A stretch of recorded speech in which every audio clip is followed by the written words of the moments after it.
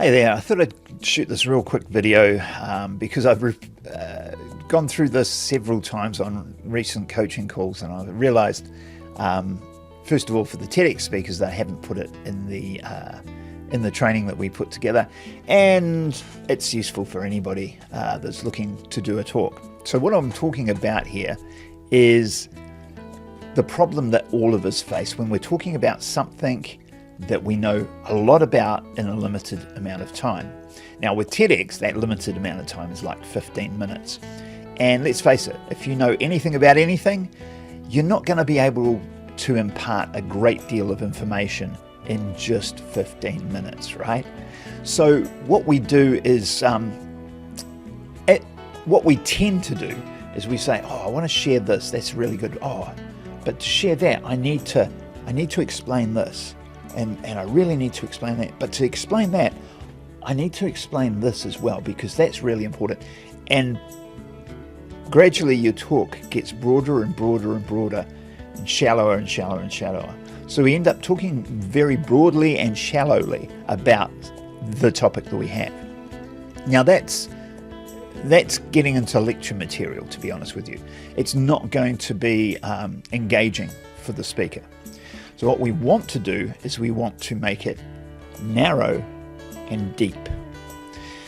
Now, one of the reasons that this works is that what we want to do is, in a TED talk and many other types of presentations too, we're not going to give them all the information they need. It's not a transfer of information solely. What we want to do is spark their curiosity. We want to get their imagination going. We want them to be piqued and go, how does that work? I want to know more. So if we stick with narrow and deep, there's big pieces that we're not covering. That's good. We can allude to those pieces. We can say, well, there's all this stuff over here, which we haven't got time to get to. Let's focus on this. A good way of doing this often is to tell a story. So you have a wide topic. You tell one person's story that goes all the way through that topic from beginning to end.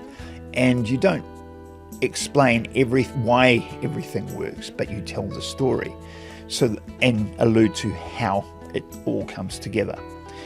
I know that doesn't make a great deal of sense the way I've put it there, but it's very hard to give you an example without knowing what your topic is.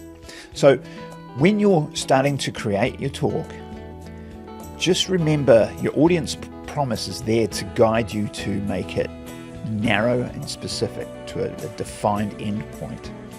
And if you find yourself going too broad, just look at how you can narrow that down to one story or one idea and cut pieces off that in a way that will spark the imagination and curiosity of your audience. Anyway, I hope that helps. And I will catch you later on. If you found this video interesting at all, please consider coming along to my school group, The Compelling Communicators. It's a free group and we talk about this sort of thing all the time, and we'd love to see you there.